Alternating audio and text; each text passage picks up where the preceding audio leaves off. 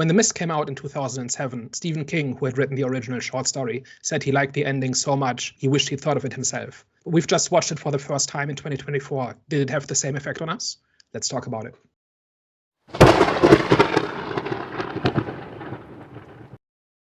Hello, everyone. Welcome back. We are back, the Eye of the Storm podcast. Let's just get straight into it, guys. Daniel, can you let the people know what we're going to be discussing today? So this is Have You Seen, in which we talk about a movie that some of us know well and others have just seen for the first time. This week, we are talking about The Mist from 2007, which Jonathan and I know pretty well, and Hervé, you've just seen for the first time. So Hervé, specifically, since you just saw this for the first time, what was your takeaway from The Mist? I don't know whether this might be controversial, but I was very indifferent to the movie, which means I didn't love it, but I didn't hate it at the same time. I thought it was an interesting idea, and you had like an interesting mix of like characters stuck in this supermarket, and it created it made for like great conflict between like the characters within there in terms of like, you know, what people want to do, whether people like kind of like believed what was going on in this, that, and the other. But I never completely bought into the drama in it. And I felt like some people were making stupid decisions or were purposely being ignorant to what the situation was kind of like, was unfolding in front of them. And I actually thought there was like one character, the Bible woman, who was right the whole time. But I feel like they could have maybe made her a little bit more interesting. I mean, this is like small nitpick on her character, but I feel like they could have made her a little bit more interesting if it was a little bit more ambiguous as to what she was getting right and what she was getting kind of like wrong in terms of her predictions, because it seemed like she was predicting everything. So you didn't know whether she had like some type of like divine connection with God in this film. But I think overall, like, and I will caveat my like, you know, response or like my reaction to this or review of this to say that I'm not completely into like the horror genre anyway. So that kind of gives it a few marks down initially. So a little bit indifferent. I think there's good parts to it. There's other parts where I was a bit like, meh, I can kind of like leave it. And then stuff that maybe wasn't completely fully explained about The Mist as well, which kind of left me wanting a little bit more answers, to be honest. So yeah, that's my thoughts.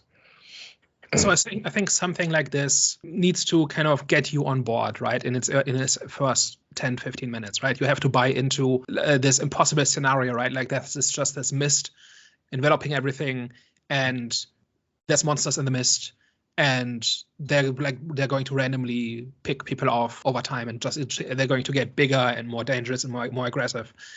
Did you ever buy into? You kind of said it was never quite compelling, but did you buy into the premise at all? The premise I actually really liked in terms of like this mist that you kind of can't go into, and if you go into, there's this like kind of like unseen danger, and it again that feeds well into the character drama as well in terms of like having people believe it or not, and like some of the decisions that they were making. But in terms of like the whole idea of it, I was like, oh, this is actually like quite interesting. Like, how do you come out of the situation that they're in? Essentially, was like my whole thing the whole time was like, okay, like it seems like an impossible task to like step out in the mist, because anytime anyone does, it's kind of shown that they're like killed. Apart from the woman that survived, who went back to go find her child, it seemed like everyone that stepped out was dying immediately. So it was kind of gripping in that sense as to, okay, how do you combat this? How do you like, because you can't stay in there forever. Like, I mean, firstly, I was like, the first thing I thought was like, this is a great place to be stuck compared to everywhere else, because you're in the supermarket, you got lots of food, lots of supplies. This is like the perfect base for some kind of people to be stuck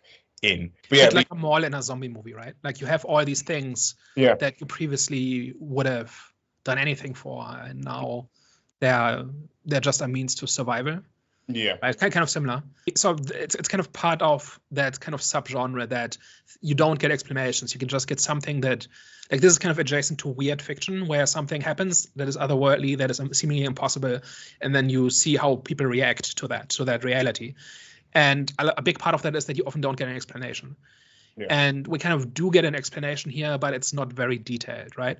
So at one point we find out that like there's a conveniently some people from the local army base, and they say, oh yeah, we've been doing these experiments, and it created a window into another dimension, and that window turned into a door, and now these creatures came through, and now we can't control it.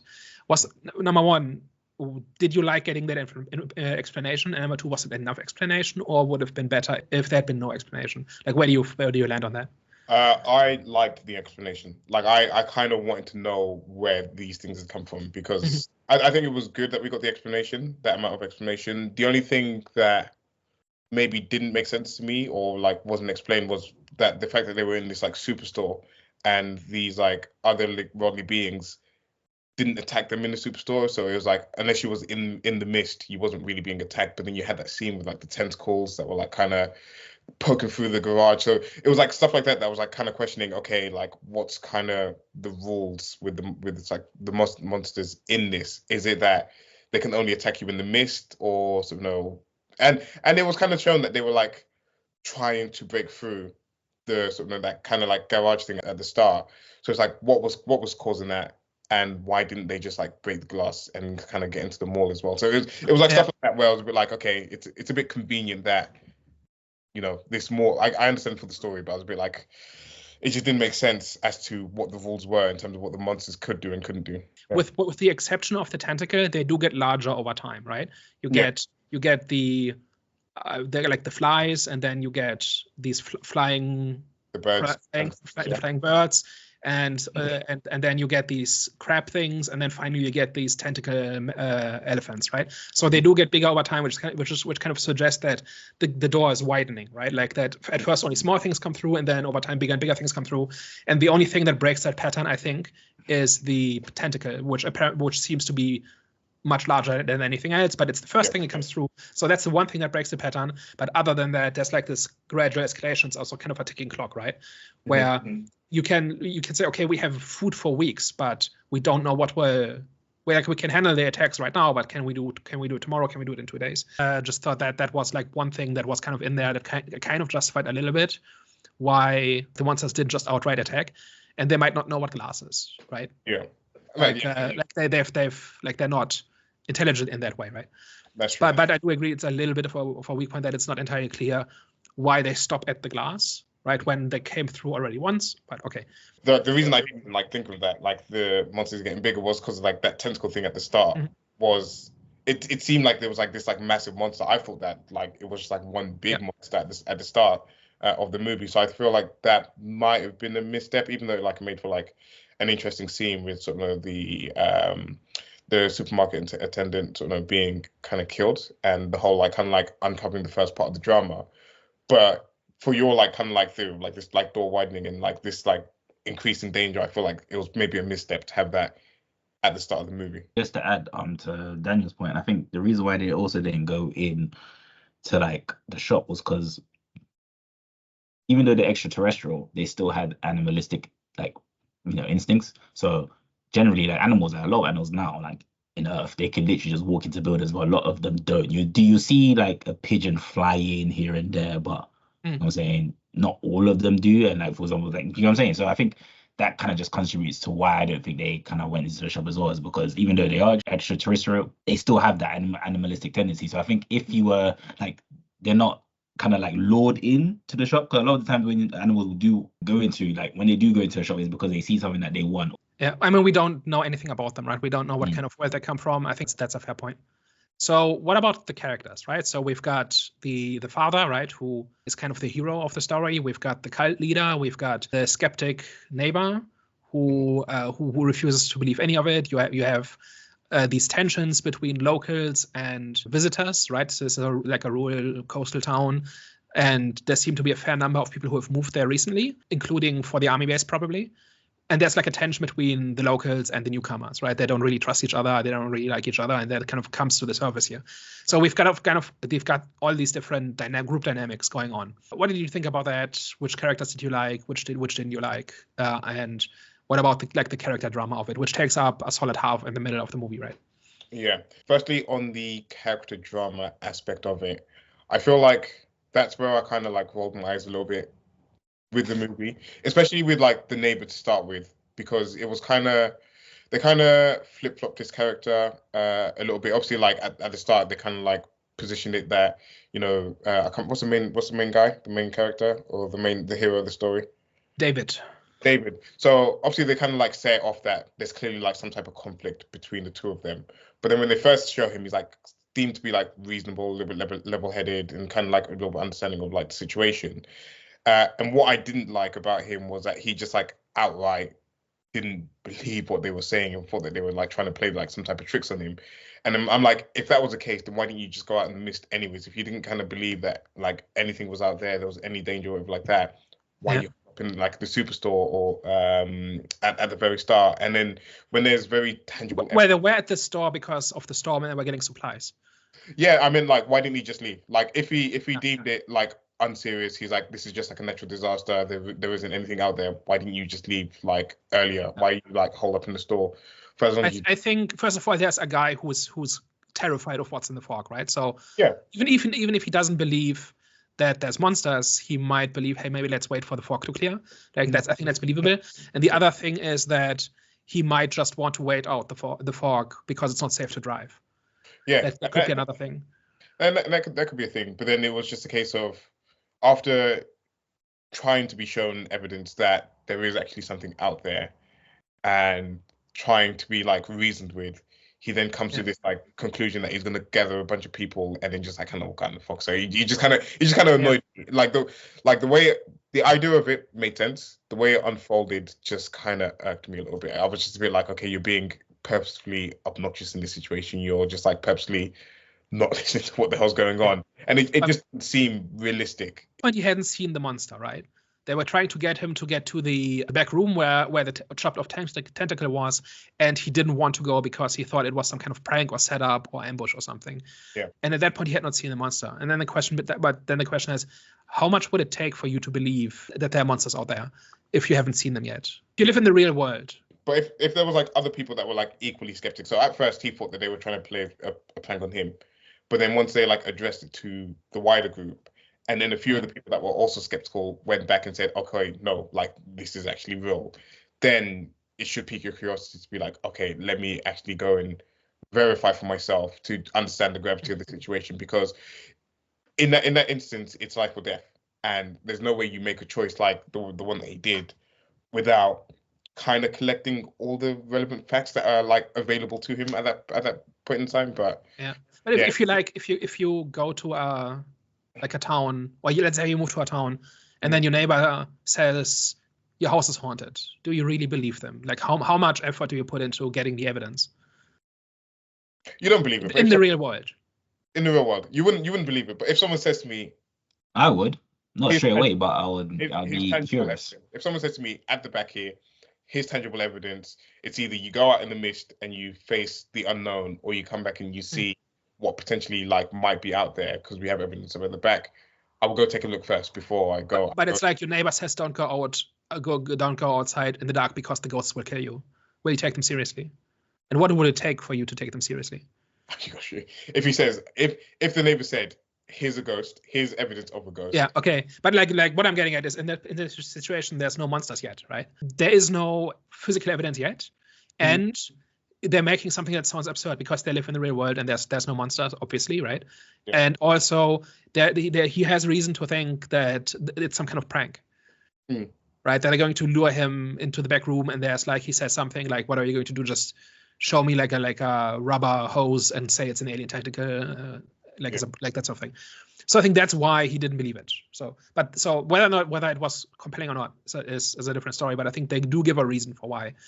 And I think in movies like this is always difficult kind of to get the right amount of skepticism, right? Because the skeptics are set up as idiots, right? Because we're watching a horror movie or a movie in which the magic is real or the creatures or whatever.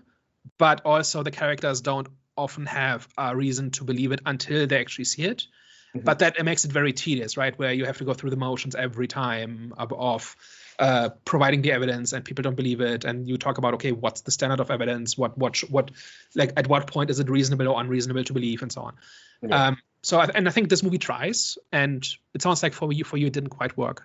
No, it wasn't like it. I can understand what they were trying to do, but it just didn't land for me in that particular situation with the neighbor. And once he was kind of gone, I was like kind of happy that he was gone, because he was a bit of an annoying character anyways from the get-go. I didn't really quite like him. So Yeah. Speaking about annoying characters, what about the preacher? The preacher. You see, I liked her character. I liked kind of like what she brought to sort of the dynamic of the group, in terms of she had this like unwavering faith in sort of in God, in the story, and for whatever reason, like it's not completely explained why she's able to predict what's going to happen and what's going to kind of like unfold 100% accurately, because it kind of makes her seem that she has this, like, again, like I mentioned at the start, like this like divine connection to God in this movie. Where did you think she did? Why is that? It seemed that, one, like she was predicting everything correctly, like she was correct the whole time, and two, there was like that incident where like the bug like was kind of like in her face, and she's like obviously like praying, and she's like, you know, whatever, and then the bug doesn't attack her, so it's kind of showing her to be one with God. And also she's right about that the son has to die, and if once he does, the monsters go away. That also happens. I missed that. She says we need a sacrifice, and the boy is the best sacrifice, and when the boy is dead, the monsters will go away.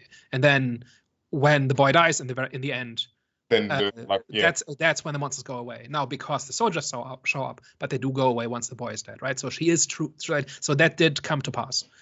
Yeah. So what I would have, like, I mean, again, in terms of what she brought to the dynamic of the group, I thought it was like great. I thought it was like quite interesting, and you had like, you know, everyone that's like skeptical, and you know, you have this like woman that like sounds crazy at the start, but then as things start to unfold, people are actually like kind of starting to like look for their faith, or like look for something like more than them to kind of like believe in, and to kind of like help them in that situation. So I thought she kind of brought that well to the movie.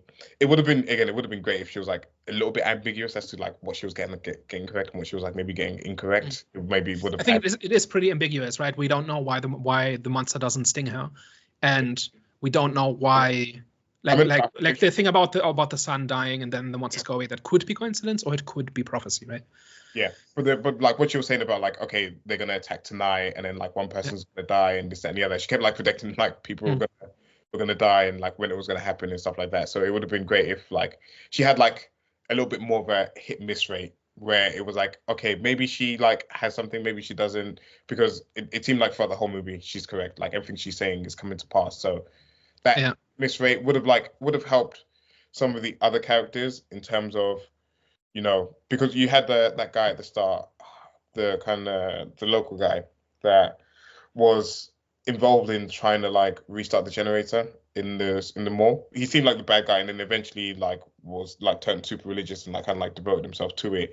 I think it would have been great if it was a bit more hit miss rate in terms of her predictions, so then have like, okay, like some people believe her, some people don't believe her, because like the people that didn't believe it was a bit like, are you not listening to what she's saying? Like, I know it's crazy, but you're not listening to what she's saying, and every time she says something, it's come true so far. So yeah, so like just speaking of skepticism, I think it is ambiguous enough, and I think she is saying things that are broad enough that you can fit them to pretty much what happens. Like the idea that the monsters will attack at night, that's pretty likely. And I don't remember if she specifically says that one person will die and then exactly one person dies, or if she says that someone will die without specifying the amount. I'm not sure about that, but I think it is meant to be. Do you remember if it's exactly that? She does say that like it was the guy that went to go get the gun from the car, and then like half his body gets chopped off, and she's like, one person is going to kind of like go out into the fog, and they're going to die, and then that essentially just happened. Okay, well that's also like, if you go into the fog, you will die, and it's been established that it's dangerous there, right? Yeah. Okay, but not to belabor this point too much, but I do think it is ambiguous enough that you can't be entirely sure just what she knows. Yeah. And I think that makes it more interesting. I think it's about her response and other people's response to the crisis, and not so much whether she's actually getting divine messages. How about the ending? Like this movie is renowned for the ending. So what happens in the end is the cult kind of grows and grows, and they start getting more and more agitated. And so a group of five people or so band together to kind of take a car and out into the mist just to take their chances, and just in the hopes that the fuel will take them far enough. And it doesn't. They run out of fuel in the fog. They have 4 bullets left. So David kills the other 4 people in the car, including his son. And then seconds later, the army shows up and they have everything under control and they're clearing the entire thing, and the mist dissipates. And so the tragic irony here is that if he had waited just 30 more seconds, he would have been fine, and his son would have been fine. So what did you make of that? It was a bit dark, wasn't it? It is dark, right? But does it work? Does it work? Does it work? For me, you can just make it grim, like grim dark for its own sake, and to the point where it becomes childish, and so on. Is this one of those, or is this actually poignant? I mean, when you mentioned about like the prophecy that the Bible lady said, it kind of fits within that, and kind of like helps to like reaffirm what she was saying.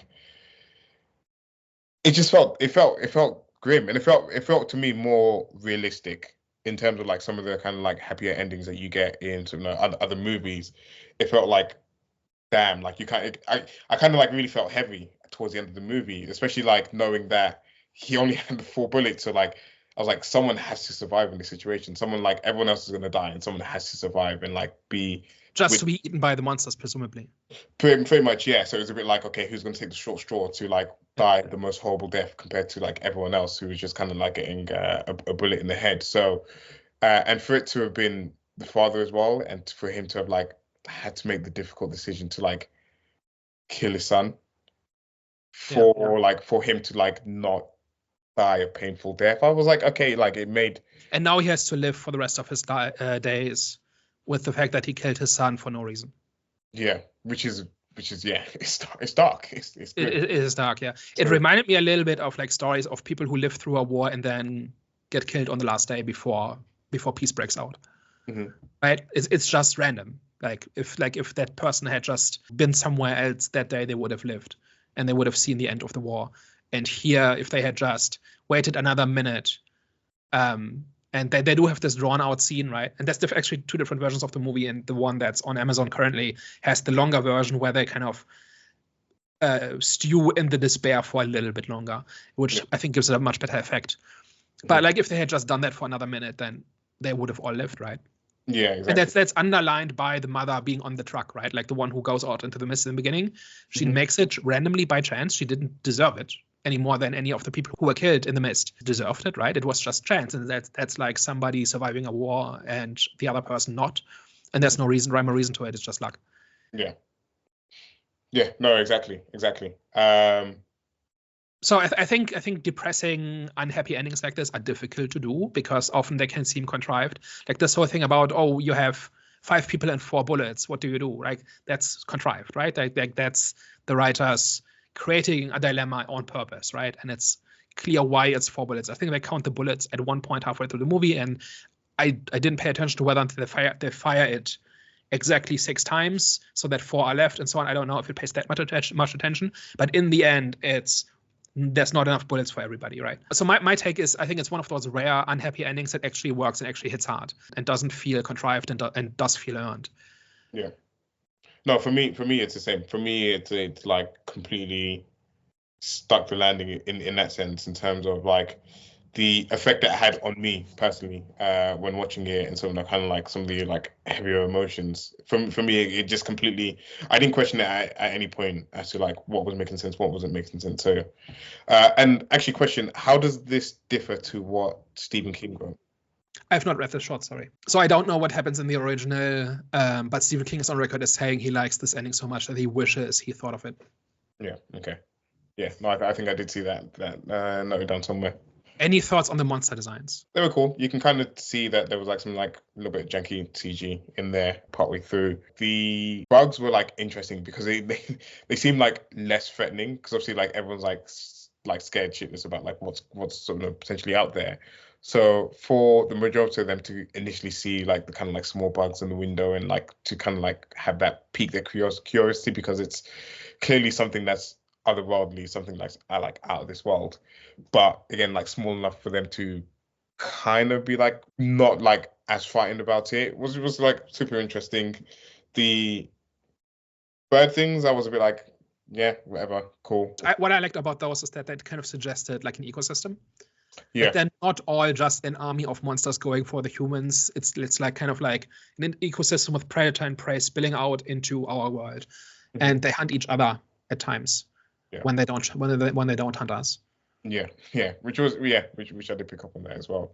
But yeah, overall on the bug designs, there wasn't any like to me it seemed like they all kind of had like similar kind of like colorway and stuff like that as well. It didn't seem like there was like too much different in terms of like that sense. So yeah, I was there is like, actually a black and white version that's essentially the director's cut, where the monster design, I've not seen it, unfortunately. It's on my list of things to do, but apparently they make the monsters much more like look much better, because that, number one, that kind of invokes the 50s monster movies that this is kind of inspired by, right? So like monsters come out of nowhere and they invade a town, and the townspeople kind of try to survive. That's like the genre of monster movies from the 50s. And that's kind of what this is referencing. Yeah. And putting this in like black and white, kind of, number one, invokes that, and number two, kind of covers up the shoddy CGI a little bit. Like, this came out in 2007, which was at the time when CGI was not yet photorealistic. So I think that's like anything came out in the early to mid 2000s just aged badly on the basis of the CGI just got outdated very quickly, and this is one of those movies. And I think if there's any way you can improve this movie, it's like remaster the creature effects. But I think they have their charm, and if you're there for the story and the characters and the suspense and not how good the monsters look, then I think it's no big deal. But yeah, that's one thing that's aged not terribly well.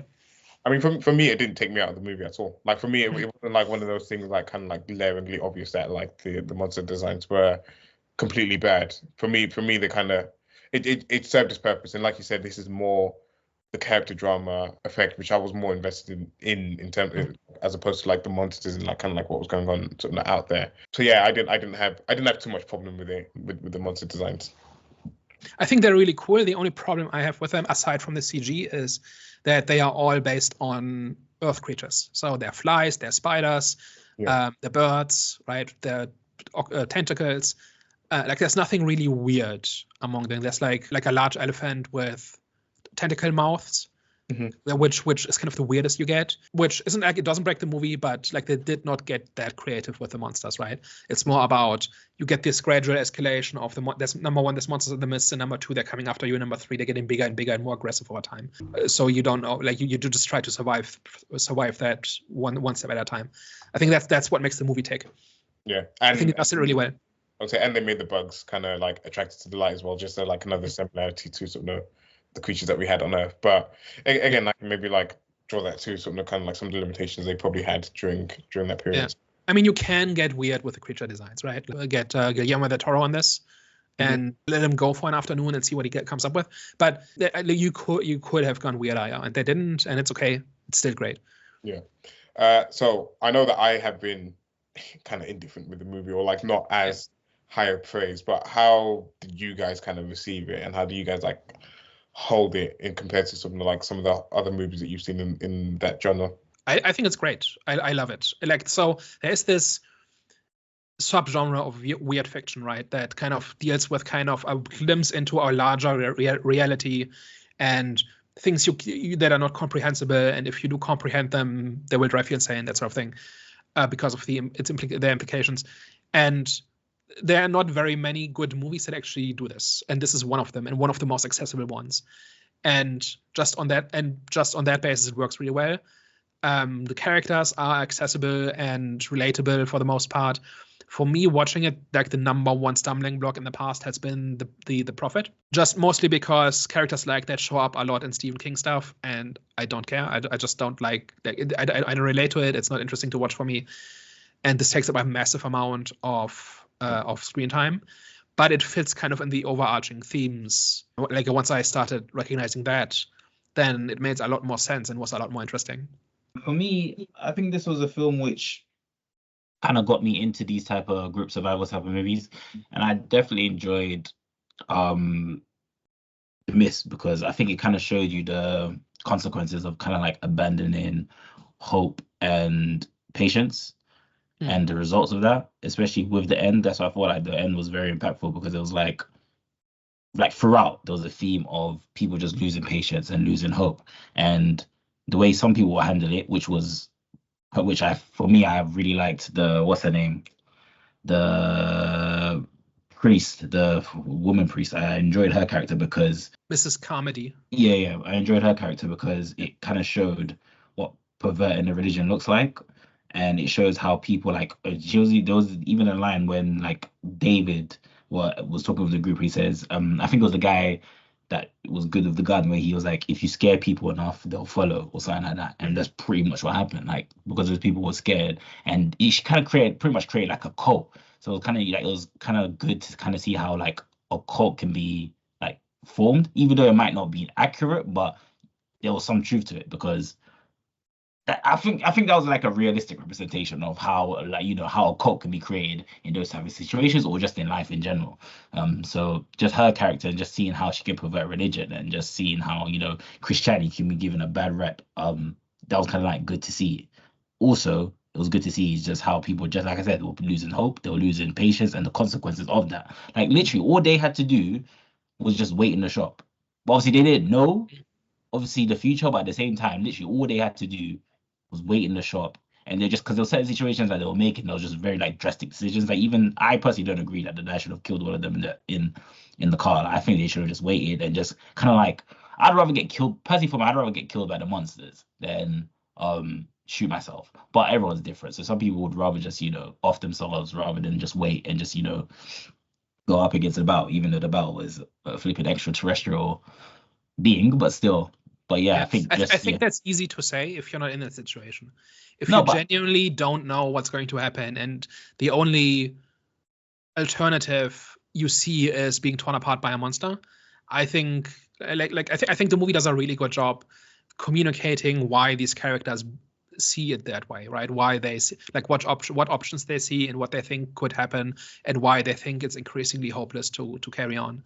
No, I understand, but from my perspective, because obviously I'm thinking from a Christianity sense, right? Because if you off yourself, so I keep saying off yourself, I don't want to say the S word, but if you kind of like, do that to yourself, then that's seen as a sin as well, a greater sin, where you're not going to go to heaven. So that's why, from my perspective, personal opinion, and many other Christians, I believe that they wouldn't, okay, some might, but I believe that like a lot wouldn't, because they wouldn't want to, go to hell. So it's a thing where, just personally for me, that's why I didn't fully go into that point where I said I disagree.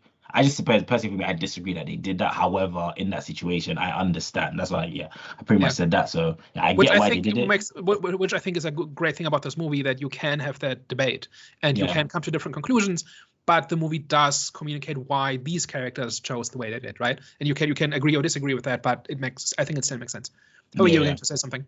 Yeah, I was going to say 2 points. Like, the irony is that they actually had like a lot of the supplies they needed to actually like wait it out for as long as they like needed, without kind of like getting like too impatient. And then 2, it was just like back to the ending, which was like another like point that was like kind of tragic about it, which you reminded me that Jonathan was that the little boy says, "Oh, can't the like military guys just come with their tanks and like come and rescue us?" And then you then see that at the end is like the military guys with the tanks, and then there was like a bunch of children on the trucks. So it's a little bit unrelated, but I just wanted to like bring up that point again, just to like add the weight that was like the like sort of kind of like emotional sort of like weight that the sort of the end of the movie had, was that it was like this little boy's dream to be kind of not dream, but like his hope of being saved by the military guys in the trucks. The hope is vindicated in the end, but we only know that because we saw the movie, right? If you're in that situation, you just don't know. Yeah, exactly. But I think that actually ties into one of the big themes of the movie. Jonathan, you mentioned some, and I've got others, and that is, I think it's about civilization itself, where they have this debate, right, about a third of the way into the movie, about whether or not humanity is fundamentally good or bad. And I think they're all wrong. And I think the movie shows that they're all wrong, because what humans are actually good at is surviving and forming groups until we're strong enough to take on whatever threatens us, right? And we see this happening in the movie, right? We see this happening, like in the very beginning, you have a very high level of organization, right? Like you have a conflict between David and Brent, the neighbor, where they're like Brent's tree damaged, I think, David's car or something, or his house or something. And they have a conflict, and Brent has been a jerk in the past, but it's a resolved conflict because they both have insurance and there's courts of law and all of that, right? So they don't have to deal with each other, right? And then you also have like the military base and everything. And that is all taken away when the mist comes, and it's just people trying to survive. And they immediately start forming groups, right? This little clique around David forms, and then the fanatics forms, and then there's divisions between locals and visitors, like groups immediately form, right? And they basically try to get people to survive and try to provide a path forward, right? And then in the end, you have the biggest level where the military comes and just wipes out all the monsters, which is, again, people coming together and working towards a common goal, right? So this entire movie, and this works on level, this works on the level of families, this works on the level of locals versus visitors, this works on the level of, you've got the army guys, you've got the fanatics, you've got the reasonable people. There's all these groups forming, and they all kind of are based around the idea of we're helping each other survive, right? But only people inside the group. And I think where I said earlier that I didn't like Mrs. Carmody until I realized that this was what the movie was about. Because what she is basically is she's a leader without a solution. Because unless you believe that her prophecies are actually real, which I don't personally, I think she's just somebody who's looking for a solution, and her faith gives her the appearance of a solution, but she can't actually help anybody. And I think it's ambiguous whether that's actually true, but that's how I interpret it, right? But the cult does not help anybody, right? It does not organize first aid. It does not organize food. It does not organize a night's watch. It just tries to find somebody to blame. And it tries to get people to surrender kind of their self for the group, because that's the only solution forward. And that's reflected in Jim, the mechanic, right? Who initially says it's all bunk. And then when he survives a monster attack, he converts immediately and is the most enthusiastic when it comes to finding somebody to sacrifice, right? So he's just cracked at that point and has given up his personality completely in order to pledge onto any promise of a solution, but it's an empty one, because in the end, the cult does not actually offer a solution. And I think that runs through the entire movie, and it's kind of, you've got these overlapping groups, and it's all about what group do you belong to, and what does the group do for you, and what do you do for the group, and how does that increase or decrease your chances of survival based on whether or not the group advocates good solutions or bad solutions and stuff like that. I think that's essentially just all of human society and history kind of playing out in this small group. So like the whole thing about the people trapped in the supermarket, it's kind of an allegory for humanity trying to find its way through the world, right? Yeah. It kind of reminds me of Lord of the Flies, if anyone's ever read that book before. Not read it, but I know about it. Yeah, but like these bunch of kids, I get kind of stuck on the island, and then obviously you then kind of see how things start to play out. People they start to kind of cannibalize each other, and like you mentioned about the different groups forming and whatnot, and the fallout from it. So I can see. I wasn't actively thinking about that during the movie, but now that you're saying it, I'm kind of rethinking about it, and rethinking the priestess and her not having really any answers to it. It was just all she does is offer somebody to blame, right? Mm-hmm. Yeah, and yeah, that kind of idea of hope, or a false hope in this sense, because and that then intersects with the other theme, which is randomness and arbitrariness, right? Because who lives and who dies is pretty random. It's not about people making. I actually don't I've seen, like you said it earlier, and I've read some opinions about this movie where people criticize the movie for stupid character choices. Mm-hmm. And I don't quite agree. I think generally people do reasonable things given what they know and given what they believe and given the stress they've been under. Mm-hmm. And I think different people react differently because their personalities are different and their tolerance for stress is different and so on.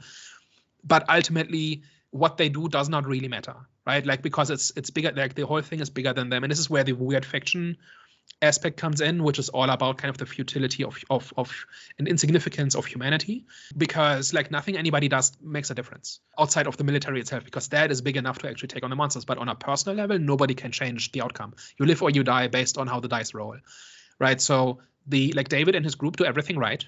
They take the right chances and they take the right precautions, and they still mostly die in the end.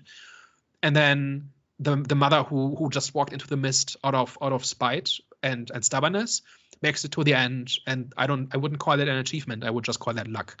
She just as easily could have died, like the guy trying to get to the truck for the guns. Mm-hmm. And I think that is why I don't really believe that the cult actually has any divine insight, because they are just randomly picking explanations out of a hat, and some of them apply, some of them don't, but it's chance, right? And so nothing they do and nothing anybody else does can actually save the day, because this is bigger than them and they can only survive it. And that's my interpretation. Other people will have different outlooks, but that's kind of how I read it. No, and that's fair. That's fair. I don't think I pulled the randomness of it like that, because to me, everyone that died, I could tell that they were going to die. Like Yeah. it seemed like super random to me. Like if you'd said to me like the neighbor and their group survived at the end, and it was just kind of like random because they went out at a similar time as the guy that went to go like collect his gun from his truck. If you had said Right now, I'm not sure if we see that they die. Do we ever? Do they? we never see him die. So it's Yeah.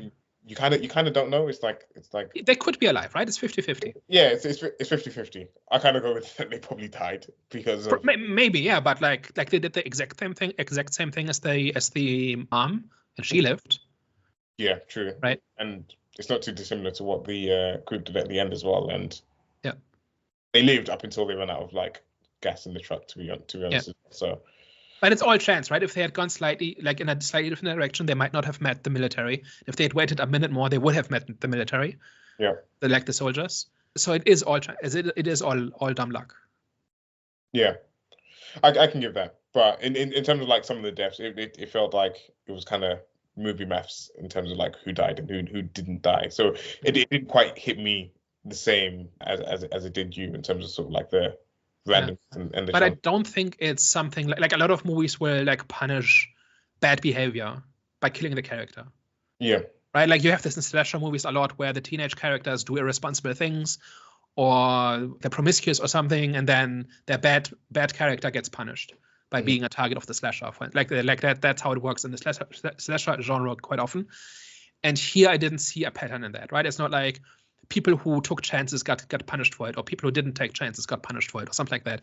It's kind of on a character by character basis. Yeah, I would say. Yeah, I was like trying to like think back on the deaths. I couldn't quite. Like some of them might be predictable, like if you just walk into the mist, like the biker guy, right, who gets eaten in half, like bitten in half. Maybe that one was predictable, but then there were other, like the expedition to the pharmacy made it mostly, but half of them. Right? So anyway, I like that's kind of a level on which I like it. That it's kind of an allegory for life in that sense that bad things happen, and people can work together to make things a little bit better. But ultimately, your like life is a series of dice rolls. I can see that. Yeah. Any other thoughts, comments on The Mist? It's not one that I'd revisit. I'm not mad that I watched it. I wouldn't revisit it. But that's more because it's just not your type of movie, or because you actually thought it didn't work? For me, the character drama didn't completely stick the landing. And obviously, you added kind of like some like new context to it, but I don't think I liked enough of the characters in the character drama for me to sort of kind of like want to rewatch that movie. So again, I think overall it's not a bad movie, and like it does a lot of things well, but it's a mix of me not liking the characters and it not being completely my type of movie. Even though there is like horror movies that I have watched that I have liked, like Long Legs this year and stuff like that, but this one just didn't completely do it for me. Yeah, we've got some great ones coming up this month, right? So let's talk again in November and see your opinion on horror movies has changed when we watch some of the greats. But yeah, I'll be bringing my Bible for the next couple of weeks. Exorcist in 3 weeks. Let's go. Yeah. I'm guessing that is the end of today's discussion. Guys, thank you very much for tuning in. Let us know your thoughts down below. What did you think about the ending? Do you think that it was better than the original ending that Stephen King thought up himself? And just let us know whether you thought the characters and the monsters and stuff worked for you in the movie, or if it didn't. And let us know down below any other movies that we should be checking out as well. And of course, don't forget to like, share, and subscribe. Definitely. All right, guys, we'll catch you next week. Au revoir. Ciao. Bye-bye.